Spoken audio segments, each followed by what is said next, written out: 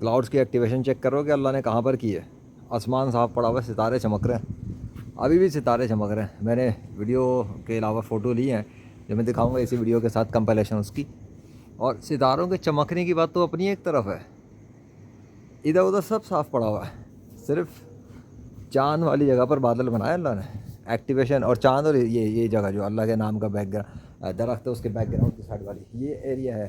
مطلب یہ ہے کہ کلاؤڈ کی ایکٹیویشن تو اللہ نے کر دی ہے, ٹھیک ہے, لیکن ایکٹیویشن کس انداز میں کی ہے وہ دیکھ لو. اور یہ بھی رات کے ٹائم. اب تو مجھے نیچے سے نظر پڑی نا, اب مجھے بتاؤ کہ کون ہے. بہرحال اب تو پتہ لگ جانا چاہیے کون ہے, لیکن وہ کیا کر رہا ہے میں یہ دکھا رہا ہوں. کیسے اسپیشل طریقے سے لے کے آئے بادل, دیکھا. اللہ اکبر. وٹنس کرو, وٹنس اللہ کے موجود ہونے کو, کیسے کیسے بناتا ہے اور کیسے بند کر کے رکھا ہوا تھا اس نے.